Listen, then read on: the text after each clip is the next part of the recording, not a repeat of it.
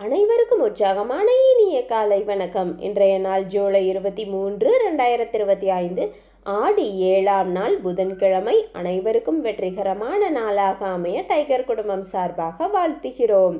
செயலை விதையுங்கள், பழக்கம் உருவாகும். பழக்கத்தை விதையுங்கள், பண்பு உருவாகும். பண்பை விதையுங்கள், எதிர்காலமே நமக்கு உருவாகும். இப்பொழுது நாம் அனைவரும் 8 மீது நிற்கிறோம். நமது விஷன் மிஷன் இறைவணக்கம் கூறப்போகிறோம். இதை நான் சொல்ல சொல்ல அதன் இடைவெளியில் நீங்களும் அதை திரும்பச் சொல்லுங்கள். அப்படி சொல்வதனால் உங்களுக்குள் ஆற்றல் பெருகுவதை நீங்கள் உணர்வீர்கள். உங்களுக்குள் ஆனந்தமும் ஆரோக்கியமும் நிலைத்திருக்க இது உதவும். Tiger vision. மனம், புத்தி, உடல் மூன்றும் சமநிலையில் இருந்தால் வாழ்க்கை பிரகாசிக்கும். Tiger mission. ஒரு தனி மனிதனின் தொடர்ச்சியான ஆரோக்கியமும் பொருளாதாரமும் இவ்வுலகை மாற்றும். டைகர் இறைவணக்கம். என் வாழ்க்கையின் நம்பிக்கையாயிருக்கும் இறைவா, நான் சேவை செய்யும் இந்த அமைப்பே நீ வாழும் இடமென எண்ணுகிறேன். நான் தினமும் செய்யும் பணியே எனது கடமை என நம்புகிறேன். எனது உடலை கண்ணும் கருத்துமாய் பாதுகாப்பதே எனது பொறுப்பு என உணர்கிறேன். நன்றி இறைவா. நாம் ஆயுள் முழுவதும் ஆரோக்கியத்தோடு ஆனந்தமாய் வாழ்வதற்கு நமக்கு ஆயுள் முழுவதும் ஆசானாய் 8 நடைப்பயிற்சியை கற்றுத்தர வருகிறார் நமது குரு டாக்டர் டைகர் தேன்கூடு பிரபாகரன் அண்ணா அவர்களை உற்சாகத்தோடு வரவேற்கிறோம். எல்லோருக்கும் இனிய காலை வணக்கம். இந்த அற்புதமான காலை வேளையில் 9 மூட்டுக்களையும் அசைக்கக்கூடிய அற்புதமான பயிற்சிகளை முடிச்சுட்டு 27 முறை சூப்பர் பிரெயின் யோகா அப்படின்னு சொல்லக்கூடிய தோப்பு காரணங்களை முக மலர்ச்சியோட மனம் மகிழ்ச்சியோடு முடிச்சுட்டு 8 நடப்பதற்காக தயார் நிலையில் இருக்கிறோம். 8 மீது இருக்கிறோம். கிழக்கு மேற்காக நடப்பவர்கள் கிழக்கு திசையிலிருந்து மேற்கை நோக்கியும், தெற்கு வடக்காக நடப்பவர்கள் தெற்கு திசையிலிருந்து வடக்கை நோக்கியும் நமக்கான முதலடி எடுத்து வைத்து நடையை தொடங்கலாம். இப்பொழுது பெண்கள் அனைவரும் இடதுபுறமாகவும் ஆண்கள் அனைவரும் வலதுபுறமாகவும், பெண்கள் லெஃப்ட் சைடிலும் ஆண்கள் ரைட் சைடிலும் முதல் அடி எடுத்து வைத்து நடையை தொடங்குகிறோம். நடை இயல்பாக இருக்கிறது, நடை தளர்வாக இருக்கிறது, தோள்பட்டை தளர்வாக இருக்கிறது, கழுத்து குனியாமல் இருக்கிறது, கால்கள் ஒன்றுக்கு முன்பு ஒன்று வருவது போல் நடந்து கொண்டு இருக்கிறோம். கைகள் அதன் இசைவில் அசைந்து கொண்டு இருக்கிறது. சுவாசம் சீர்நிலையில் இருக்கிறது. எண்ணம் நேர்மறையாக இருக்கிறது. மனம் மகிழ்வுடனும் அமைதியுடனும் இருக்கிறது. ஒற்றை சிந்தனையாளர்கள் அத்தனை பேரும் ஒற்றுமையோடு ஒரே திசையை நோக்கி பயணித்து கொண்டிருக்கிறோம். நமது பயணம் வெற்றிகரமாக அமைய எல்லாம் வல்ல இறைவனை துணை கலைத்து கொண்டு தொடர்ந்து பயணிக்கிறோம். ஒவ்வொரு விடியலும் நமக்கு பல விஷயங்களை கற்றுத்தந்து கொண்டே இருக்கிறது. நாம் பெற்றுக்கொண்டே இருக்கிறோம். அதை வாழ்வில் பயன்படுத்தி வெற்றி கண்டு கொண்டே இருக்கிறோம். அவ்வாறாக இன்றைய விடியலும் நமக்கு பல விஷயங்களை கற்றுத்தரப் போகிறது. நாம் பெற்றுக்கொள்ளப் போகிறோம். அதை வாழ்வில் பயன்படுத்தி வெற்றி காணப் போகிறோம். ஒவ்வொரு நாளும் நமது நடையை தொடங்கும் போது நாம் சில பல நினைவூட்டல்களை நினைவூட்டுவது வழக்கம். அந்த வகையில் இன்றைய நினைவூட்டல்கள் நம்மளுடைய உள்ளங்கைகளை மடக்கி பார்த்தல் அப்படிங்கிற ஒரு செயலை செய்து பார்க்க வேண்டும். இப்பொழுது நாம் நடையை தொடங்கி இருக்கிறோம். உள்ளங்கைகளை மடக்கி பார்த்தால் அது இயல்பாக இருக்கும். விரலின் நகங்களின் வண்ணங்களை பார்க்க வேண்டும். அவைகளும் இயல்பாகவே இருக்கும். நடையை தொடங்கும் பொழுது சுவாசத்தை சோதித்து பார்த்திருக்க வேண்டும். நம்மளுடைய 2 நாசியிலையும் சுவாசம் வருகிறதா அப்படின்னு இப்படி நம்மளுடைய சோதனைகளை செய்து தான் நம்மளுடைய பயிற்சிகளை தொடங்க வேண்டும். தொடர்ந்து நம்மளுடைய முதல் விஷயமாக நாம் செய்ய வேண்டியது நம்மளுடைய பயிற்சிகளை, முயற்சிகளை, நிகழ்ச்சிகளை, செயல்களை எதை தொடங்குவதற்கு முன்பாக நம்மளுடைய தாயை வணங்க வேண்டும், நம்மளுடைய தந்தையை வணங்க வேண்டும், நமது குருமார்களை வணங்க வேண்டும், நமது இயற்கையை, இறைவனை, பிரபஞ்சத்தை வணங்க வேண்டும், நம்மளுடைய இஷ்ட தெய்வங்களை வணங்கி கொள்ள வேண்டும், நமது மூதாதையர்கள் முன்னோர்களை வணங்கி கொள்ள வேண்டும். இவ்வாறாக நம்மளுடைய தாய் தந்தை குருமார்கள், இயற்கை இறைவன், பிரபஞ்சம், இஷ்ட தெய்வங்கள், மூதாதையர்கள், முன்னோர்கள் இவர்களை வழிபட்டு அவர்களிடம் அருளாசி பெற்று அவர்களை வழித்துணைக்கு அழைத்து நமது பயிற்சிகளை நாம் தொடங்கி இருக்க வேண்டும். இவ்வாறாக தொடங்கப்படக்கூடிய அத்தனை செயல்களும் வெற்றியில் நிறைவடையும் என்பதை நினைவில் கொள்ளுங்கள். அவர்கள்தான் நமக்கு ஒரு ஊன்றுகோலாக, ஒரு தூண்டுகோலாக நமக்கு என்றென்றும் இருப்பார்கள். நம்மளை சிறப்பாக வழிநடத்துவார்கள், நம்மை வெற்றி பெற செய்வார்கள். அவர்களை வழிக்கு அழைத்து கொண்டு நமது பயிற்சிகளை தொடங்கினோமானால் நிச்சயமாக ஒவ்வொரு நாளும் வெற்றியை நாம் பெறுவோம் என்பதை இந்த நேரத்தில் நினைவூட்டி, தொடர்ந்து நம்மளுடைய இலக்கு எது என்பதை நினைவில் கொண்டு பயணிக்க வேண்டும். இலக்கில்லா பயணம் துடுப்பில்லா படகில் பயணிப்பது போல அப்படின்னு நான் அடிக்கடி சொல்லுவேன். ஸோ இலக்கை நிர்ணயித்து பயணிக்க வேண்டும். இலக்கை நாம் அடைய போகிறோம், தொட போகிறோம், வெற்றி காண போகிறோம் அப்படிங்கிற அந்த எண்ணத்தோடு பயிற்சியை தொடங்கினால் இலக்கு எதுவாக வேண்டுமானாலும் இருக்கலாம். நம்மளுடைய இலக்கு அப்படிங்கிறது எது சம்பந்தப்பட்டதாக இருக்கலாம். ஆனால் இலக்கின் முடிவை மட்டும் மனதில் கொண்டு அதை நோக்கி நாம் பயணிக்கிறோம் என்பதை நினைவில் கொண்டு நமது பயணத்தை தொடங்க வேண்டும். நமக்கு அருகில் குடிநீர் இருக்கும்படியாக பார்த்து கொள்ள வேண்டும். நாம் நடக்கும் இடத்தில் காற்றோட்டம் இருக்கும்படியாக பார்த்து கொள்ள வேண்டும். போதிய வெளிச்சம் இருக்கிறதா என்பதை நினைவில் கொண்டு நமது பயிற்சிகளை நாம் தொடங்க வேண்டும். நமது எண்ணத்தை சுத்தமாகவும் நமது உள்ளத்தை மகிழ்ச்சியாகவும் உற்சாகமாகவும் வைத்து நமது பயிற்சிகளை தொடங்க வேண்டும். புதியவர்கள், பேசிக் கோர்ஸில் பயணிக்கக்கூடியவர்கள் 10:30 நிமிடத்தில் மணியோசை கேட்டதுக்கப்புறம் நடையை மாற்றி நடக்கணும். பழையவர்கள், அதாவது அட்வான்ஸ் கோர்ஸில் பயணிக்கக்கூடியவர்கள், புதியவர்கள்ங்கிறது டைகர் குழுமத்தை பொறுத்தவரை 21 நாட்கள் தான். ஸோ அதன் பிறகு எல்லாருமே அட்வான்ஸ் கோர்ஸ் அப்படிங்கிற ஒரு பகுதிக்கு வர முயற்சிக்கணும். ஸோ அவர்களுக்கு 42 நிமிட நடை, 21 நிமிடங்களில் இடைவெளி சொல்லும் பொழுது அதன் பிறகு மாற்றி நடக்கணும். இதையும் ஒவ்வொரு நாளும் நினைவில் வையுங்கள். புதியவர்களுக்கு ஒரு மணியோசை 10:30 நிமிடத்தில் கேட்கும். அப்பொழுது அவர்கள் நடையை மாற்றி நடக்கணும். அனைவரும் அனைவரது இலக்குகளையும் அடைவதற்கு எல்லாம் வல்ல இயற்கை இறைவன் பிரபஞ்சம் துணை நிற்க வேண்டும் என்று வேண்டி வணங்கி வாழ்த்தி தொடர்ந்து பயணிக்கிறோம். தொடர்ந்து நாம் இப்போ ஒரு அற்புதமான மருத்துவ குறிப்பு, ஆரோக்கிய குறிப்பு. இந்த மருத்துவ குறிப்பு, ஆரோக்கிய குறிப்பு நான் குறிப்பிடும் பொழுதெல்லாம் நான் முன்னெல்லாம் அடிக்கடி சொல்லுவேன். இந்த ஆரோக்கிய குறிப்பானது, இந்த மருத்துவ குறிப்பானது அப்படிங்கிறது அந்த மருத்துவர் அவருக்கான ஒரு ஆலோசனையை வழங்குகிறார். அவரும் இப்போ நம்ம ஒளிபரப்பக்கூடிய ஆடியோக்களுமே கிட்டத்தட்ட யூடியூப்பில் உள்ள ஆடியோக்களை தான் நம்ம பகிர்கிறோம். உடனே அந்த விஷயத்தை நீங்கள் உடனடியாக அப்படியே ஃபாலோ பண்ண வேணாம். நான் இதை ஏன் ஆடியோ தொடங்குறதுக்கு முன்னாடியே சொல்கிறேன் அப்படிங்கிறதையும் நீங்கள் நினைவில் கொள்ளணும். ஏன்னா சில நேரங்களில் நம்மளுடைய ஆள் மனமானது அதை பின்பற்றலாம் அப்படின்னு என்ன தோன்றிடும். என்ன தோன்றியதுக்கு பிறகு நான் அதில் மாற்றம் செய்தால் அதில் ஒரு தடுமாற்றம் உங்களுக்கு வரும். ஆனால் நான் இப்போது ஆடியோ ஒளிபரப்புறதுக்கு முன்னாடி அந்த விஷயத்தை உங்களோடு சொல்கிறேன். அவர் நிறைய மருத்துவ குறிப்புகள் சொல்லுவார், ஆரோக்கிய குறிப்புகள் சொல்லுவார், மருந்துகள் சொல்லுவார். அதையெல்லாம் நீங்கள் பின்பற்றலாமா அப்படின்னா, என்னையை கேட்டால் டைகர் கிளப் அப்படிங்கிறது என்ன சொல்லும் அப்படின்னா, நாம் நம்மளுடைய பழக்க வழக்கங்களை சரி செய்தால், நாம் நம்மளுடைய பழக்க வழக்கங்களை நித்தம் செய்தால், நாம் தொடர் முயற்சி செய்தால் நம்மளுடைய உடல் ஆரோக்கியம் பெறும், ஆனந்தம் பெறும். இப்போ இந்த ஆரோக்கிய குறிப்பு, இந்த மருத்துவ குறிப்பானது ஏன் பிரச்சனை, எங்கே சிக்கல், அந்த சிக்கலுக்கு என்ன பண்ணணும், இல்லை தீர்வு என்ன, மருந்து என்ன அப்படின்னு நிறைய விஷயங்களை அந்த மருத்துவர் சொல்லுவார். இந்த மருத்துவருடைய ஆடியோக்களை நான் நிறைய கேட்டிருக்கேன். நிறைய விஷயங்களை அவர் சொல்லுவார். நானும் அதை உள்வாங்கியிருக்கேன். ஆனாலும் நான் உங்களிடத்தில் இப்பொழுது சொல்வது, இப்போது அந்த ஆடியோவை கேளுங்க. பிரச்சனைகள் என்னென்ன இருக்குன்னு பாருங்கள். அந்த பிரச்சனைகளினால் என்னென்ன விஷயங்கள் எல்லாம் ஏற்படுகிறது என்பதை புரிந்து கொள்ளுங்கள். அதற்கான தீர்வுகள் அப்படிங்கிற ஒரு விஷயத்தையும் அவர் சொல்லுவார். அதற்கான மருந்துகள் அப்படின்னு சொல்லுவார்.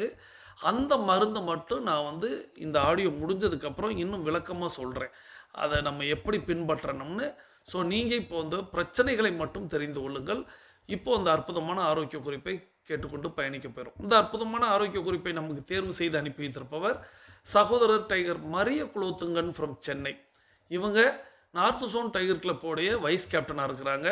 சகோதரர் tiger Maria Kulothungan from Chennai, north zone tiger club vice captain. அவர்கள் அவர்களது குடும்பம் மகிழ்ச்சியோடும் ஆரோக்கியத்தோடும் செல்வ வளங்களோடும் இருப்பதற்கு எல்லாம் வல்ல இயற்கை இறைவன் பிரபஞ்சம் துணை நிற்க வேண்டும். அவர்கள் எண்ணியதெல்லாம் நடக்க வேண்டும், கேட்டதெல்லாம் கிடைக்க வேண்டும். அவர்களது குடும்பத்தில் ஆரோக்கியம் நிலைத்திருக்க வேண்டும், ஆனந்தம் நிலைத்திருக்க வேண்டும், அவர்களுடைய பொருளாதாரம் உயர்ந்து கொண்டே இருக்க வேண்டும், அவர்களது பணி சிறந்து விளங்க வேண்டும், அவர்களது பணி பிறர் பாராட்டும்படியாக அமைய வேண்டும்.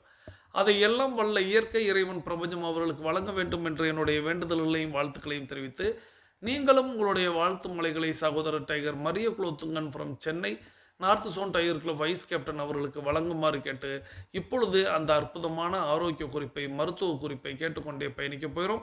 அதற்கான விளக்கத்தை நான் அந்த ஆடியோவின் முடிவில் தருகிறேன். நீங்கள் இப்பொழுது கேட்டுக்கொள்ளுங்கள். வாருங்கள், கேட்டுக்கொண்டே பயணிக்கலாம்.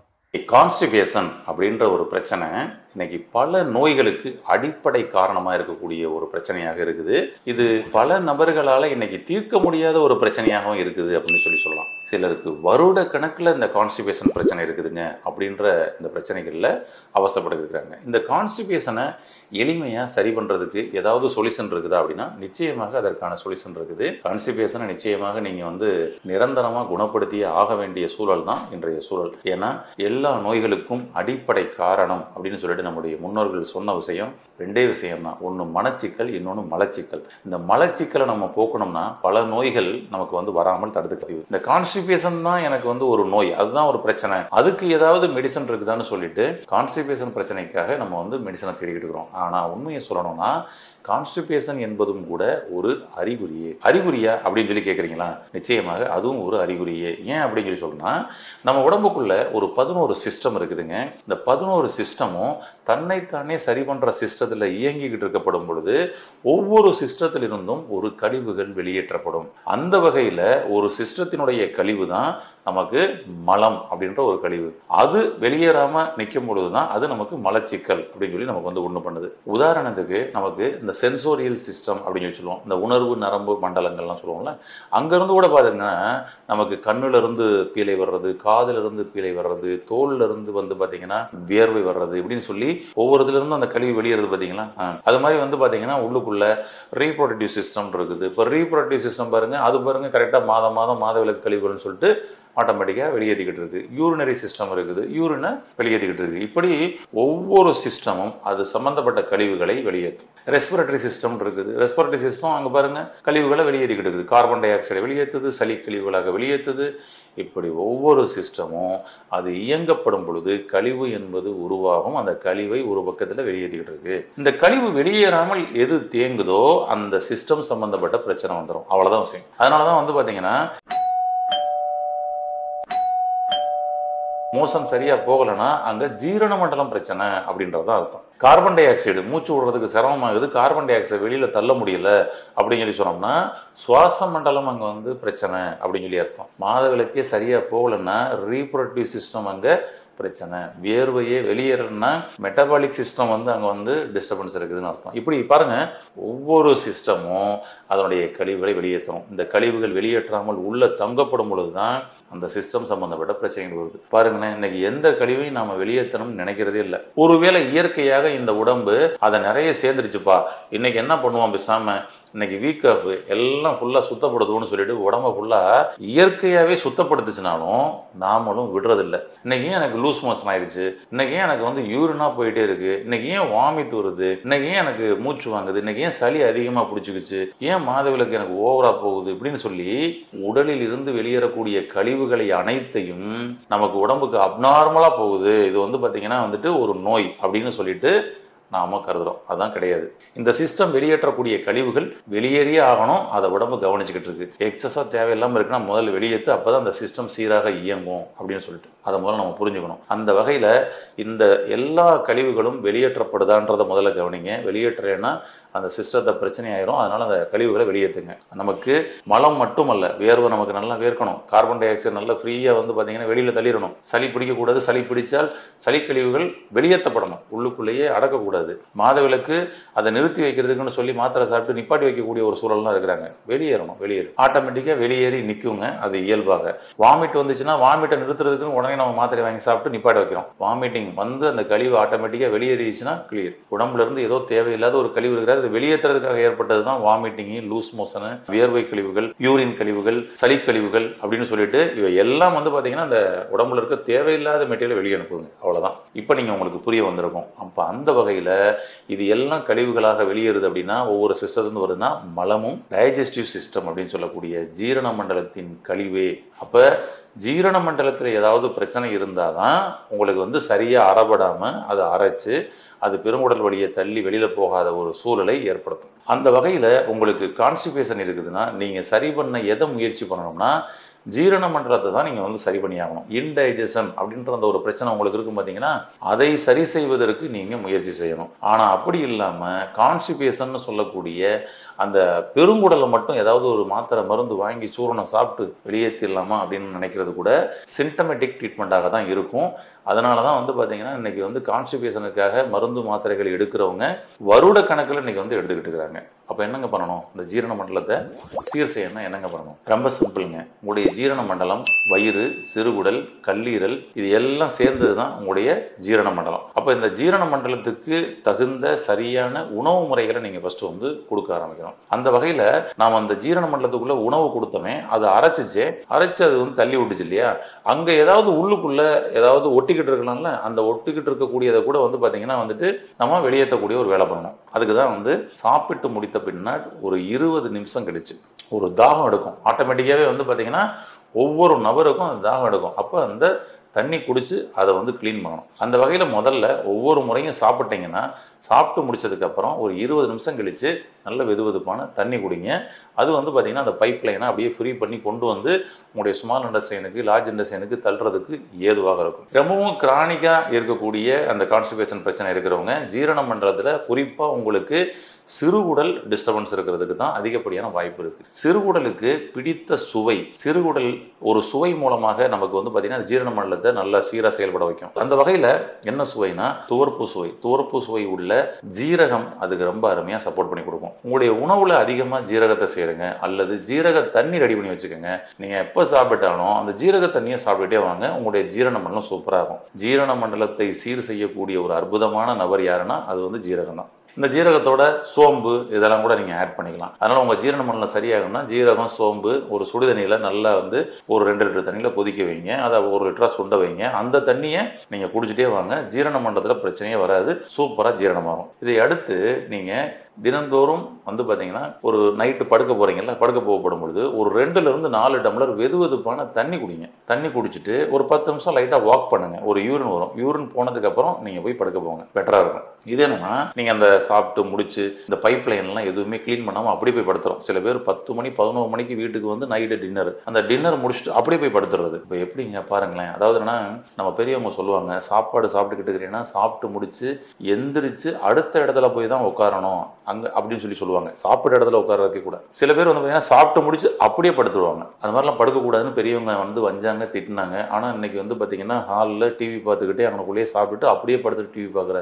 சூழல்லாம் இன்னைக்கு வருது. மிகப்பெரிய தவறு. சாப்பிட்டு முடிச்சுட்டு அரை மணி நேரம் நீங்க வந்து குறைஞ்சபட்சம் அரை மணி நேரம் நீங்க வந்து உட்காந்துருக்கணும். அரை மணி நேரத்துல இருந்து 2 மணி நேரத்துக்கு நீங்க தூங்கக்கூடாது. அப்ப அதற்கு முன்னாடியே தான் நீங்க வந்து உணவு எடுத்திருக்கணும். கான்ஸ்டிபேஷன் பிரச்சனையிலிருந்து நீங்க சரியாகணும்னா இப்ப இருந்து முதல்ல இந்த விஷயத்தை கடைபிடிங்க. நீங்க 10 மணிக்கு தான் சாப்பிடுவேன், ஆனா அதுக்கு பதில் ஏதாவது சாப்பிட்டுட்டு வெளியே போறதுக்காக ஒரு மாத்திரை சாப்பிட்டுக்கணும் அப்படின்ற மாதிரி பழக்கத்தில் இருந்தீங்கன்னா இங்கதான் தவறு. அதனால தூங்குவதற்கு 2 மணி நேரத்துக்கு முன்னாடி சாப்பிடுங்க. சாப்பிட்ட உடனே படுக்க போகாதீங்க. சாப்பிட்டுட்டு 20 நிமிஷம் கழிச்சு தண்ணி, வெதுவெதுப்பான தண்ணி, ஜீரக தண்ணி சாப்பிட்டுக்குங்க. தூங்குறதுக்கு முன்னாடி நல்ல 2 ல இருந்து 4 டம்ளர் வெதுவெதுப்பான தண்ணி சாப்பிட்டு லைட்டா வாக் பண்ணிட்டு யூரின் போயிட்டு படுங்க. அதிகாலை காலை எழுந்தவுடன் முதல் வேளையே 2 ல இருந்து 4 டம்ளர் வெதுவெதுப்பான தண்ணி குடிங்க. தண்ணி குடிச்சிங்கன்னா ஆட்டோமேட்டிக்காக அந்த பைப் லைன் வாயிலிருந்து ஆசன துவாரம் வரைக்கும் அந்த பைப் லைன் வந்து என்ன ஆகும், நல்லா கிளீன் பண்ணி கொடுத்து ஃப்ரீ பண்ணி விட்டுரும். அப்போ உங்களுக்கு மியூக்கஸ் வந்து பார்த்தீங்கன்னா நல்லா சுரக்க ஆரம்பிக்கும். ரொம்ப பெட்டராக இருக்கும். இது காலை இரவு 2 வேளைக்கும் 2 to 4 டம்ளர் வார்ம் வாட்டர் சாப்பிட்டுக்கோங்க. ஜீரக தண்ணி ரெடி பண்ணி அப்பப்போ சாப்பிட்டே வாங்க. சாப்பிடும் பொழுது அவசியம் வந்து ஜீரக தண்ணியை வந்து குடிச்சுக்கோங்க. உங்களுக்கு வந்து பெருங்குடல்ல இருந்து மலம் வெளியேறும் பொழுது கட்டியா வருது, அழுத்தமா வருது, அங்கே வந்து ஆனஸை கிழிச்சுக்கிட்டு வர்ற மாதிரி வருது அப்படின்னா விளக்கெண்ணெய் எடுத்துக்கங்க. இது ரொம்ப ரொம்ப பெஸ்ட்டு. விளக்கெண்ணெயை நீங்கள் நைட்டு படுக்கும் பொழுது ஒரு ஸ்பூன் நல்ல விளக்கெண்ணெய், அதாவது ஒரு 5 to 10 ml வரைக்கும் எடுத்துக்கலாம், ஒரு மூடி அப்படி வச்சுங்களேன். விளக்கெண்ணெயை எடுத்து நல்லா நைட்டு ஒரு வெது வெதுப்பான தண்ணியில் கலந்து சாப்பிடலாம், அல்லது டைரெக்டாக குடிச்சிட்டு கூட வெது வெதுப்பான தண்ணி குடிச்சிக்கலாம். நைட் எடுத்துட்டு நீங்கள் படுக்க போகிறதுக்கு முன்னாடி தான் எடுக்கணும். விளக்கெண்ணெயை சாப்பிட்டுட்டு நீங்கள் அரை மணி நேரம் உட்காந்தீங்கன்னா உடனே வந்துடும். அதனால் நைட்டு படுக்கும்போது அதை சாப்பிட்டுட்டு படுங்க. காலையில் ஆட்டோமேட்டிக்காக பார்த்தீங்கன்னா உங்களுக்கு மோஷன் பார்த்தீங்கன்னா ஃப்ரீ மோஷன் ஆயிடும். ரொம்ப அருமையாக இருக்கும். விளக்கெண்ணெய் மீண்டும் பெருங்குடலில் உங்களுக்கு மியூக்கஸ் திரவத்தை அதை சுரக்க செய்வதற்கு, லூப்ரிகேஷன் கொடுக்கறதுக்கு ரொம்ப அருமையாக சப்போர்ட் பண்ணி கொடுக்கும். ஏன்னா நிறைய இன்னைக்கு மாத்திரைகள் எடுத்து இன்னும் ட்ரை ஆக்கி தான் வச்சுக்கிறோம். அதுக்கு இது ரொம்ப அருமையாக பயன்படும். இப்படி எளிமையாக உங்களுடைய ஜீரண மண்டலத்தை சரி செய்து உங்களுடைய கான்ஸ்டிபேஷனை சரி செஞ்சுக்கலாம். அதான் ஒரு அருமையான தீர்வாக இருக்கும். அதனால் மலச்சிக்கல் இருப்பவர்கள் உங்களுடைய ஜீரண மண்டலத்தை சீர் செய்து மலச்சிக்கல் என்ற பிரச்சனையிலிருந்து முற்றிலும் வெளிவந்து ஆரோக்கியமடைய வாழ்த்துக்கள். நன்றி.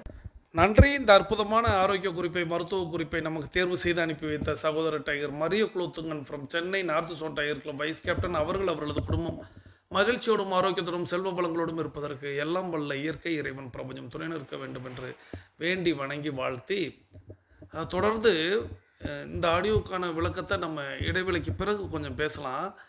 இடைவேளைக்கு முன்பாக ஒரு செய்தி உங்களோடு பகிரணும் அப்படிங்கிறது, ஏன்னா ரொம்ப 2 நிமிடம் தான் இருக்குது, இருந்தாலும் பகிர்ந்து விடுகிறேன். என்னுடன் என்னுடைய சக ஒரு அமைப்பில் ஒரு கொலீக்குன்னு சொல்லுவோம் அல்லவா, இது சக பதவியில் இருந்த ஒரு சகோதரி. அவர்களுடைய வாட்ஸ்அப்பில் இருந்து எனக்கு செய்திகள் எப்பொழுதுமே வந்து கொண்டே இருக்கும். நான் எல்லோரையும் போல தான் எல்லாருடைய செய்திகளையும் பிரித்து பார்ப்பது அப்படிங்கிறது சற்று கடினம். அப்படிங்கிறதுனால அப்படி கடந்து விடுவேன். ஆனால் ஒரு முறை அவங்களுடைய டிபி அப்படின்னு சொல்லக்கூடிய அவங்களுடைய வாட்ஸ்அப்பில் இருக்கக்கூடிய அந்த டிஸ்பிளே புகைப்படமானது அவங்க மொட்டை அடித்தது போல் இருந்தது. ஏன் மொட்டை அடிச்சிருக்கிறாங்க அப்படிங்கிறது மனசுக்குள்ளே தோணுது. உடனே அதை கிளிக் பண்ணி பார்க்குறேன். கிளிக் பண்ணி பார்த்தா அவங்க ஏன் அவங்களுடைய மெசேஜை நான் ஓப்பன் பண்ணி பார்க்குறது இல்லை அப்படிங்கிறது என்னென்னா, நிறைய அவங்க யூடியூப் வச்சுருக்காங்க. யூடியூப்பில் அவங்களுடைய லிங்க் அனுப்பி அந்த யூடியூப் வீடியோவை பார்க்க வைப்பாங்க. ஸோ அதனால் அதில் நம்மளுக்கு சற்று இன்ட்ரெஸ்ட் இல்லாதனால பார்க்குறதில்ல. இருந்தாலும் மொட்டை அடித்ததுனால என்னென்னு கிளிக் பண்ணி பார்த்தா அவங்களுக்கு கேன்சர் அப்படிங்கிற அந்த புற்றுநோய், ஒரு கொடிய நோய் அவங்களுக்கு வந்திருக்கு. என்னிடத்தில் அவர்கள் பழகும் பொழுதே கிட்டத்தட்ட ஒரு 15 ஆண்டுகளுக்கு முன்பாக அவர்கள் பழகும் பொழுதே அவர்களுக்கு பிரஸ்ட் கேன்சர் அப்படிங்கிற ஒரு விஷயம் இருந்தது. அப்போது அவங்களுக்கு அந்த பிரஸ்ட்டு அப்படிங்கிறத ரிமூவ் பண்ணிட்டாங்க, நீக்கிட்டாங்க. அப்பொழுது தான் அவர்களும் நானும் ஒரு சம காலத்தில் சம பதவியில் இருந்தோம். அதனால் எனக்கு அவங்க மீண்டும் சமநிலைக்கு நல்லா இருந்தாங்க, ஆரோக்கியமாக இருந்தாங்க. பழைய நிலைக்கு அவங்க அந்த மொட்டை தலையெல்லாம் இல்லாமல் நல்லா இருந்தாங்க. மீண்டும் மொட்டை தலையில் இருக்கும்போது எனக்கு சந்தேகத்தோடு தான் அதை கிளிக் பண்ணி பார்த்தேன். மீண்டும் அந்த செய்தியை அவங்க யூடியூப்பில் தான் பகிர்ந்திருந்தாங்க. மீண்டும் அவர்களுக்கு கல்லீரலில், அப்புறம் அவங்களுடைய ஸ்ப்ளீனில், அப்புறம் அவங்களுடைய முதுகுத்தண்டில் அப்படின்ட்டு ஒரு 3 இடங்களில் மீண்டும் அந்த புற்றுநோய் தொற்று அப்படிங்கிறது வந்திருக்கு. அதுக்கு ஹீமோதெரப்பி பண்ணிக்கிட்டு இருக்கேன் அப்படிங்கிறத செய்தியாக சொல்லியிருந்தாங்க. இதை நான் உங்களுக்கு இடைவேளைக்கு முன்பாக இந்த செய்தியை சொல்லிடணும் அப்படின்ட்டு. அந்த ஆடியோவில் அவங்க என்ன சொல்லியிருக்காங்க அப்படின்னா, நான் கொஞ்சம் என் உடம்பை கவனிச்சிருக்கணுமோ, நான் நேரத்திற்கு ஒழுங்காக சாப்பிட்ருக்கணுமோ, நேரத்திற்கு நான் தூங்கி இருக்கணுமோ அப்படிங்கிறதை நான் இப்பொழுது எண்ணிக்கொண்டிருக்கிறேன் அப்படிங்கிறத சொல்கிறாங்க. ஸோ கண் கெட்ட பிறகு சூரிய நமஸ்காரம் அப்படின்னு சொல்வது போல் இப்பொழுது அந்த சகோதரி எண்ணி பார்க்கிறார்கள் அப்படிங்கிற செய்தியை உங்களோடு பகிரணும்னு நினச்சிட்டு, இதற்கான தீர்வுகளையும் நம்ம முடிவுகளையும் மருந்துகளையும் நம்ம இடைவேளைக்கு பிறகு பார்க்கலாம்.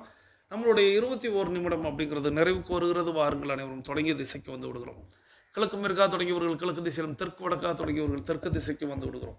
நமது உள்ளங்கைகளை மடக்கி பார்க்கிறோம், இறுக்கமாக இருக்கிறது. விரலின் நகங்களின் வண்ணங்களை பார்க்கிறோம், சிவப்பு வண்ணத்தில் மாறி இருக்கிறது. சுவாசத்தை சோதித்து பார்க்கிறோம். 2வது நாசிலும் சுவாசம் வரக்கூடிய இந்த வேளையில் நாம் எல்லாரும் நமக்கு அருகில் இருக்கக்கூடிய குடிநீரை எடுத்து நிறுத்தி நிதானித்து ரசித்து ருசித்து பருகிக்கொள்கிறோம். நானும் இப்போ உங்களோட தண்ணீர் குடிச்சுக்கிறேன். தண்ணீர் இப்போ எல்லாருமே பருகி முடிச்சிருப்பீங்க. ஸோ நம்மளுடைய தண்ணீர் பருகும் பொழுது நமது கவனத்தை நீரில் வைக்க வேண்டும், நீரின் தன்மையில் வைக்க வேண்டும், நீரின் சுவையில் வைக்க வேண்டும் என்பதை நினைவூட்டுவேன்.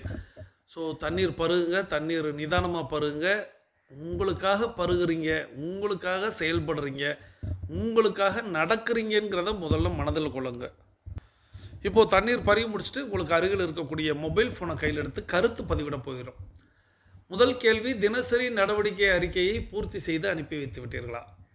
டெய்லி ஆக்டிவிட்டி ரிப்போர்ட் அப்படின்னு சொல்லக்கூடிய தினசரி நடவடிக்கை அறிக்கை டிஏ ரிப்போர்ட் பூர்த்தி செய்து அனுப்பி வைத்து விட்டீர்களா? அது அனுப்பும்போது உங்களுக்குள் இருந்த மனநிலை, உங்களுடைய ஆனந்தம், உங்களுடைய சூழ்நிலை, இவைகளை குறிப்பிடுங்கள். ஏன்னா அது ஃபில் பண்ணும்போது ஒரு புத்துணர்வு பிறந்திருக்கும். அந்த உற்சாகத்தை நீங்கள் இங்கே வெளிப்படுத்தணும். அதுதான் நான் அந்த இடத்துல எதிர்பார்க்கிறது. இதுதான் முதல் கேள்வி. தினசரி நடவடிக்கை அறிக்கையை பூர்த்தி செய்து அனுப்பி வைத்து விட்டீர்களா? இரண்டாவதாக, இப்போ நான் ஒரு சகோதரியை சொன்னேன். அந்த சகோதரியோட பெயர் இப்பொழுது வேண்டாம். இருப்பினும் அந்த சகோதரிக்கு நம்ம எல்லாருமே பிரார்த்தனை செய்து கொள்ளலாம். அவர்களது குடும்பம் ஆரோக்கியத்தோடும் ஆனந்தத்தோடும் இருப்பதற்கு எல்லாம் வல்ல இயற்கை இறைவன் பிரபஞ்சம் துணை நிற்க வேண்டும் என்று வேண்டிக் கொள்வோம். நிச்சயமாக நம்மளுடைய பிரார்த்தனை அவர்களை சரி செய்யும். நான் அவர்களிடத்தில் அவர்களுக்கு தேவையானதை வேண்டியதை நான் பார்த்து கொள்கிறேன். நீங்கள் இப்போ பிரார்த்தனை மட்டும் செய்து கொள்ளுங்கள் அப்படிங்கிறத இந்த நேரத்தில் கேட்டுக்கிறேன். தொடர்ந்து மூன்றாவதாக நம்மளுடைய வெற்றி ஸ்லோகன் எழுத வேண்டிய நேரம்.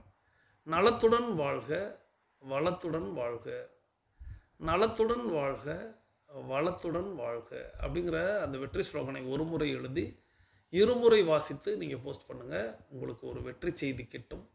ஸோ நாம் பிறரை வாழ்த்தணும், நாம் பிறருக்கு ஆசி வழங்கணும், நமக்கு பன்மடங்கு பிரபஞ்சம் கொடுக்கும் அப்படிங்கிறத மனதில் கொள்ளுங்கள். நிச்சயமாக யாரெல்லாம் அதை மனதார மனப்பூர்வமாக செய்து கொண்டிருக்கிறார்களோ அவர்களுக்கு பிரபஞ்சம் அள்ளித்தரும் என்பதை இந்த நேரத்தில் நினைவூட்டி, பேசிக் கோர்ஸில் இருக்கக்கூடிய சகோதர சகோதரிகளுக்கு உங்களுடைய அஃபர்மேஷன் விசுவலைசேஷன் வெற்றி பெற என்னுடைய வாழ்த்துக்களை சொல்லி, அட்வான்ஸ் கோர்ஸில் இருக்கக்கூடிய 42 நிமிட நடைக்காரர்களுக்கான அடுத்த சுற்றை தொடங்கலாம். இப்பொழுது ஆண்கள் அனைவரும் இடதுபுறமாகவும் பெண்கள் அனைவரும் வலதுபுறமாகவும், ஆண்கள் லெஃப்ட் சைடிலும் பெண்கள் ரைட் சைடிலும் முதலடி எடுத்து வைத்து நடையை தொடங்குகிறோம். நடை இயல்பாக இருக்கிறது, நடை தளர்வாக இருக்கிறது, தோள்பட்டை தளர்வாக இருக்கிறது, கழுத்து குனியாமல் இருக்கிறது, கால்கள் ஒன்றுக்கு முன்பு ஒன்று வருவது போல் நடந்து கொண்டு இருக்கிறோம். கைகள் அதனை செய்வில் அசைந்து கொண்டு இருக்கிறது. சுவாசம் சீர்நிலையில் இருக்கிறது. எண்ணம் நேர்முறையாக இருக்கிறது. மனம் மகிழ்வுடனும் அமைதியுடனும் இருக்கிறது. ஒற்றை சிந்தனையாளர்கள் அத்தனை பேரும் ஒற்றுமையோடு ஒரே திசையை நோக்கி பயணித்துக் கொண்டு இருக்கிறோம். நமது பயணம் வெற்றிகரமாக அமைய எல்லாம் வல்ல இறைவனை துணை கலைத்து கொண்டு தொடர்ந்து பயணிக்கிறோம். தொடர்ந்து இடைவேளைக்கு முன்பாக நம்ம ஒரு அற்புதமான ஒரு ஆரோக்கிய குறிப்பு கேட்டோம். கழிவுகளின் தேக்கமே நோய், கழிவுகளின் நீக்கமே சிகிச்சை. இதுதான் இயற்கை மருத்துவர்களும் இயற்கை ஆர்வலர்களும் சொல்லக்கூடிய ஒரு ஸ்லோகன். கழிவுகளின் தேக்கமே நோய், கழிவுகளின் நீக்கமே சிகிச்சை. ஸோ இந்த கழிவுகள் அப்படிங்கிற ஒரு விஷயம் நம்மளுடைய உடல் அதுவாகவே செய்யும்.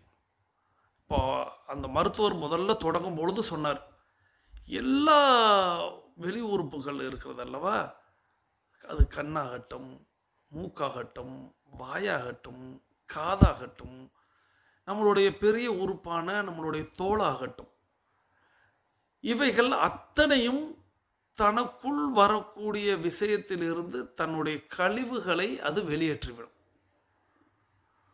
உடலுக்குள்ளே நம்ம விட்டுட்டோம், எல்லாவற்றையுமே விட்டுட்டோம், நீராக அல்லது உணவாக அல்லது வேறு வகையாக எப்படியோ விட்டுட்டோம். அந்த விட்டதில் இருந்து காற்றையும் கூட நம்ம எடுத்துக்கொள்ளலாம். நாம் எடுத்து உள்ளே விட்டோம், அது உள்ளே அதுக்கு தேவையானதெல்லாம் எடுத்துக்கிட்டு தேவையில்லாததெல்லாம் வெளிவிட்டுவிடும். எது? இந்த 5 விஷயங்களும்: கண், காது, மூக்கு, வாய், தோல். அதே நேரத்தில் கழிவுகளுக்கானவே 2 வகையான உறுப்பு இருக்குது. அது சிறுநீர் கழிக்கக்கூடிய அந்த உறுப்பாகட்டும் அல்லது மலம் கழிக்கக்கூடிய அந்த உறுப்பாகட்டும். அப்போ இவைகள் அவைகளுடைய வேலையை பார்த்து கொண்டிருக்கிறது. இப்போது அந்த இடத்துல அந்த மருத்துவர் ரொம்ப அழகாக சொன்னார், இவைகள் அந்த வேலையை பார்த்து கொண்டிருக்கிறது. எப்பொழுதாவது நாம் ஏதாவது தவறு செய்திருந்தால், ஏதாவது நாம் அதிகப்படியாக ஏதேனும் செய்திருந்தால், அதை அந்த உடல் ஏற்றுக்கொள்ளாமல் அதை உடலுக்கு தேவையில்லாதது அப்படிங்கிறத அது அதிகமாக வெளியேற்றும். அது சளியாகட்டும், அது நீராகட்டும், அது மலமாகட்டும், எப்படியோ அது அதிகமாக வெளியேற்றும். ஏன் அதிகமாக வெளியேற்றியது என்பதை எண்ணி பார்க்காமல், இப்போ ஒரு நபருக்கு சளி அதிகமாக வெளியேறுகிறது, ஏன் சளி அதிகமாக வெளியேறுகிறது அப்படின்னு எண்ணி பார்க்கணும். நம்மளுடைய கழிவுகளை நம்ம நீக்கணுமா, நம்மளுடைய கழிவுகள் ஒழுங்காக நீங்குகிறதா, நித்தம் நம்மளுடைய கழிவுகள் செல்கிறதா, இப்படிலாம் சிந்திப்பதில்லை. அதை விடுத்து எனக்கு சளி பிடிச்சிருச்சு, நான் ஆரஞ்சு சாப்பிட்டா சளி பிடிக்கும், எனக்கு திராட்சை சாப்பிட்டா சளி பிடிக்கும், பழங்கள் சாப்பிட்டாலே சளி பிடிக்கும், இப்படி அது அதை ரொம்ப அழகாக சொல்லுவாங்க. எந்த பொருள் உள்ளே போய் உங்களுக்கு சளியை வெளியேற்றுகிறதோ அந்த பொருள் உங்களுக்கு நல்லதை செய்கிறது. சளி உடல்லே இருந்தால் நல்லதா? உள்ளே இருந்த சளியை வெளியேற்றுகிறது. இன்னைக்கு சாப்பிட்ட திராட்சை நாளைக்கே உங்களுக்கு சளி பிடிச்சி இவ்வளவு பெரிய சளிகளை வெளியே கொண்டு வருதா? இன்னைக்கு சாப்பிட்ற ஆரஞ்சு நாளைக்கே அது அவ்வளவு சளிகளாக மாறி அது வெளியே இருக்கிறதா? நாம் இன்னைக்கு சாப்பிடக்கூடிய சத்தானது, அது உணவாகட்டும், அது நீராகட்டும், அது வேறு எதுவாகட்டும், 7 நாள் ஆகும் அது சத்து நம்மளுடைய உடலில் ரத்தமாக மாறுவதற்கு. உடனே இன்றைக்கி நான் சாப்பிட்டேன், திராட்சை சாப்பிட்டேன், எனக்கு சளி பிடிச்சிருச்சு, இன்றைக்கி நான் கஞ்சி சாப்பிட்டேன், எனக்கு சளி பிடிச்சிருச்சு, இன்றைக்கி நான் அது சாப்பிட்டேன் இது சாப்பிட்டேன்னு இந்த மக்கள், நான் உடனே சளியை மட்டும் சொல்லலை, எந்த ஒரு ஒவ்வாமையும் சொல்லிடும். சொல்லிட்டு நல்லவைகளை சாப்பிட மாட்டோம். கீரை சாப்பிட்டா எனக்கு வயிற்றுக்கு ஒத்துக்கிறாது மக்கள் சொல்லுவாங்க. நம்ம நல்லதை ஏதாவது சொன்னோம்னா, இது சாப்பிட்டா எனக்கு அது ஒத்துக்கிறாது, அது சாப்பிட்டா இது எனக்கு ஒத்துக்கிறாது. அவைகள் ஒன்று தேவையற்றதாக இருந்தால் உடல் தள்ளி விட்டுரும். நீங்கள் சொல்லக்கூடிய ஒவ்வாமை சிலருக்கு வாமிட்டாக வெளியேற்றிடும், சிலருக்கு பேதியாக வெளியேற்றிவிடும். ஆனால் இந்த ஒத்துக்கொள்ளாதுன்னு சொல்லிட்டு சிலர் நான் சொன்னது போல் இந்த பழங்களையும் இந்த காய்களையும் வெறுப்பாங்க. இந்த பழங்கள்னு சொல்லும்போது தான் இன்னொரு விஷயம் நினைவுக்கு வருது. இந்த தினம் ஒரு கனி அப்படின்னு ஒரு திட்டம் வச்சுருந்தோம். அந்த திட்டத்தில் எல்லாருமே தினம் ஒரு கனியை போஸ்ட் பண்ணுங்க அப்படின்னு சொல்லியிருந்தோம். அது கழுதை தேய்ந்து கட்டரும்பான கதையாக இப்போ தினம் ஒரு கனியில் போஸ்ட் பண்ணுறதுக்கு இப்போ ஆட்களை தேடும் அளவுக்கு ஆயிடுச்சு. தினம் ஒரு கனி சாப்பிட்டா உங்களுக்கு நல்லது. தினம் ஒரு கனியை நீங்கள் போஸ்ட் பண்ணுனீங்கன்னா நீங்கள் அதற்காகவே அந்த கனிகளை சாப்பிடுவீங்க. ஒரு கேள்வி வரும், இவரே போஸ்ட் பண்ணலையே அப்படின்னு ஒரு கேள்வி வரலாம், சில பேருக்கு நினைப்பு இருக்கலாம். ஆனால் என்னுடைய காலை உணவே கனிகள் தான். என்னுடைய காலை உணவு அப்படிங்கிறது முழுக்க கனிகள் தான். அப்போது நான் காலை உணவு எடுத்துக்கொண்டாலே கனிகள் தான் எடுத்துக்கொள்ள வேண்டும். அப்படி நான் ஒரு சிஸ்டத்தில் இருக்கிறேன். நீங்களும் அந்த சிஸ்டத்தில் இருக்கிறீங்களா? நான் என்ன நித்தம் கனிகளை புகைப்படமாக எடுத்து, ஏன்னா நிறைய கனிகள் சாப்பிட்றேன், அப்போ புகைப்படமாக எடுத்து போட்டால் இத்தனை கனி இவர் சாப்பிடுவாரான்னு கேட்பீங்கன்னு ஒரு கேள்வி வரும்னு தான் நான் ராமநாதபுரத்தில் இருக்கக்கூடிய உறுப்பினர்களோ இல்லை என்னை தேடி வரக்கூடிய உறுப்பினர்களோ அவர்களிடத்தில் அவங்க பார்க்குறாங்க என்னுடைய காலை உணவு அதுவாகத்தான் இருக்கிறது அப்படின்னு. நீங்கள் நித்தம் ஒரு கனியாவது சாப்பிட்டு விட வேண்டும்ன்ட்டு தான் அந்த தினம் ஒரு கனி அப்படிங்கிற ஒரு திட்டத்தை வச்சுருந்தோம். ஆனால் இப்போ பார்த்தா நேற்றுலாம் பார்த்திங்கன்னா தினம் ஒரு கனி திட்டத்தில் போஸ்ட் பண்ணது வெகு குறைவு, வெகு குறைவு. அந்த மருத்துவர் சொன்னதாகட்டும், நான் ஒரு சகோதரியை உங்களிடத்தில் இடைவெளிக்கு முன்பதாக சொன்னதாகட்டும், எல்லாம் கண்கட்ட பிறகு சூரிய நமஸ்காரம்னு செய்து கொண்டிருக்கக்கூடாது. ஸோ இன்றைக்கி கனிகள், சரி அப்படி நான் இங்கே வந்துடுறேன். இன்றைக்கி கனிகளை உண்டால் பலன்கள் அப்படிங்கிறது பல்லாயிரம் இல்லை, இன்னும் கோடிக்கணக்கான பலன்களை கூட அது அள்ளித்தரும். ஆனால் அதை ஏதோ ஒரு ஒவ்வாமை, ஏதோ ஒரு விஷயத்தை அது செய்கிறதுன்னு சொல்லிட்டு அதை நிறைய பேர் சாப்பிடாமலே இருக்கிறாங்க. ஸோ அது தவறு. ஸோ கழிவுகள் வெளியேற்றப்பட வேண்டும், நித்தம் கழிவுகள் வெளியேறிவிட வேண்டும். அதற்கு அவர் சொல்கிறார், நிறைய விஷயங்கள் சொன்னார். ஸோ நம்ம காலையில் எழுந்திரிச்சு வெதுவெதுப்பான நீர் சாப்பிடலாம், அப்புறம் அவர் விளக்கெண்ணெய் குடித்தல், இந்த மாதிரி பல விஷயங்களை சொன்னார். நான் ஒரே ஒரு விஷயம்தான் சொல்லுவேன், இவைகள் எல்லாம் நீங்கள் மருத்துவர்களுடைய ஆலோசனை இன்றி, அது அலோபதி ஆகட்டும் அல்லது ஆயுர்வேதமாகட்டும் அல்லது இயற்கையாகட்டும் அல்லது சித்தாவாகட்டும், எதுவாகினும் உங்களுடைய மருத்துவருடைய ஆலோசனை இல்லாமல், இப்போ நம்ம வாழை இலை குளியல் எடுப்போம், நம்ம மண் குளியல் எடுப்போம், அது உங்களுக்கு ஒத்துக்கொள்கிறதா ஒத்துக்கொள்ளவில்லையா, அதுக்கு ஏற்ற சூழ்நிலை உங்களுடைய உடலில் இருக்கா, உங்களுக்கு பிபி இருக்கா, சுகர் இருக்கா, அதற்கு உங்களுக்கு பக்கத்தில் உங்களுக்கு உடனடியாக உதவுவதற்கு நண்பர்கள் இருக்கிறார்களா, இப்படி பார்த்து தான் நம்ம கேம்பில் நம்ம அவங்களுக்கு செய்வோம். அது அவங்களுக்கு ஒத்துக்கொண்டு விட்டால் நீங்கள் இனிமேல் வீட்டில் எடுத்துக்கொள்ளலாம்னு சொல்லிவிடும். அதுபோல் நீங்கள் ஒரு மருத்துவர்களுடைய ஆலோசனை இன்றி இந்த மாதிரியான விஷயங்களை மருந்தாக பயன்படுத்தக்கூடாது. எதையுமே விளக்கெண்ணெய் நான் இன்றைக்கி குடிக்கிறேன் ஒரு டம்ளர் அப்படின்னா, விளக்கெண்ணெய் குடித்தா அது பேதிக்கு சாப்பிட்றதுன்னு சொல்கிறது. பேதி வருடத்தில் 2 முறை எடுத்துக்கொள்ள வேண்டும். ஆனால் அன்னைக்குன்னு நீங்கள் வெளியில் எங்கேயும் போகக்கூடாது. வீட்டில் உங்களுக்கு சத்து உணவு அப்படின்னு சொல்லக்கூடிய அந்த சத்தான உணவை ரெடி பண்ணி வச்சுருக்கணும். ஏன்னா வயிற்றுப்போக்கு நிறைய இருக்கும். நீங்கள் பாட்டுக்கு அவர் சொன்னார், இந்த ஆடியோவில் கேட்டேன், யூடியூப்பில் சொன்னாங்க அப்படின்னு சொல்லி குடிச்சிடாதீங்க. உங்களுடைய உடல் எப்படி, உங்களுக்கு பிபி இருக்கிறதா, சுகர் இருக்கிறதா, வயது இருக்கிறதா, நீங்கள் ஆணா பெண்ணா, உங்களுடைய வேலைப்பளு எப்படி, உங்களுடைய ஏன்னா மனசை பற்றி ஒன்று சொன்னார், மனச்சிக்கலும் மலச்சிக்கலும் தான் பெரிய நோய் அப்படின்னு சொல்லுவார். ஸோ இந்த மனச்சிக்கலும் மலச்சிக்கலும் சுடுகாட்டு தேரின் 2 சக்கரங்கள் அப்படின்னு சொல்லுவாங்க. ஸோ இந்த மலச்சிக்கல் அப்படிங்கிறது சாதாரண விஷயம் இல்லை, அதை நீங்கள் சாதாரணமாக விட்டு விடாதீங்கன்னாரு. அதே நேரத்தில் சீரகம் அப்படிங்கிற ஒரு விஷயத்தை குறிப்பிட்டிருந்தார். சீரகம் சாப்பிடுவது அதி அற்புதமானது. சீரகத்தை நம்ம சீரக நீர் அப்படின்னு சொல்கிறோம். ஸோ உங்களுக்கு அது ஒத்துக்கொள்ளும் அளவுக்கு இப்போ ஒரு கடுக்காய் நீர் குடிக்கணும்னா கூட முதல்ல 1/4 ஸ்பூனு முதல் நாள் ஓகே, அதுக்கு எனக்கு ஒன்றும் செய்யலை. அடுத்து ஒரு 1/2 ஸ்பூனு ஓகே, எனக்கு சரியாக கழிவுகள் வெளியேறிவிட்டது. உங்களுடைய அளவு 1/2 ஸ்பூனு தான். நீங்கள் பாட்டுக்கு 2 ஸ்பூனு 3 ஸ்பூனு சர்க்கரையை போட்டு டீயில் கலக்கி குடிக்கிற மாதிரி குடிச்சிங்கன்னா அப்புறம் கலக்கிக்கிட்டு போக ஆரம்பிச்சிடும். அப்புறம் நிற்காமல் போயிடுச்சு அப்படின்னு சொல்லிட்டு நிறைய பேர் சிக்கலில் போய் சிக்கிக்கிடுவீங்க. ஸோ அதனால் இந்த மாதிரியான விஷயங்களை நீங்கள் செய்வதற்கு முன்பாக உங்களுடைய மருத்துவர்களை நீங்கள் ஆலோசித்து கொள்ள வேண்டும். இல்லைன்னா ரொம்ப சிம்பிள், நம்ம செஞ்ச மாதிரி தான். நாம் நம்மளுடைய சிறுநீரக நீர் குடிக்கிறது, அல்லது சுடுநீர் குடிக்கிறது, அல்லது நெல்லிக்காய் நீர் குடிக்கிறது, அல்லது கடுக்காய் பொடி குடிக்கிறதுன்னு ஒரு அளவோடு நீங்கள் தொடர்ந்து அதை உணவை மருந்தாக பயன்படுத்தணும். நீங்கள் நேரடியாக மருந்தை எடுத்துக்கொள்ளக்கூடாது. ஸோ அதை தான் நான் இந்த ஆடியோவில் ஆரம்பத்தில் சொன்னேன். இப்படி கழிவுகளை வெளியேற்றி விட வேண்டும். அன்றன்று கழிவுகளை வெளியேற்றி விட வேண்டும். நல்ல உணவுகள் சாப்பிட்டால் கழிவுகள் வெளியேறுகிறது அப்படின்னா கீரை சாப்பிடுங்க, பீட்ரூட் சாப்பிடுங்க. நீங்கள் நல்ல உணவுகளை தேர்வு செய்து சாப்பிடுங்க. உங்களுக்கு மலச்சிக்கல் அப்படிங்கிற ஒரு விஷயமே இருக்கக்கூடாது. ஸோ மலச்சிக்கல் இல்லை, எனக்கு எந்தவித சிக்கலுமே இல்லை, நான் சிறப்பாக நித்தமும் கழிவுகளை வெளியேற்றி விடுகிறேன் அப்படின்னு சொன்னால் கூட நம்ம கேம்பில் அந்த எனிமா அப்படிங்கிற ஒரு விஷயம் கற்றுத்தருவோம். அந்த எனிமா கொடுத்தா இன்னும் மலச்சிக்கல் ஏற்கனவே இல்லாதது போல் இருந்தால் கூட இருப்பினும் அந்த மலக்குடலில் இருக்கக்கூடிய கழிவுகள் எல்லாம் வெளியேறும். ஸோ இதையெல்லாம் நம்ம கேம்ப் நடத்தும் போது நம்ம அதை கற்றுக்கொள்வோம்.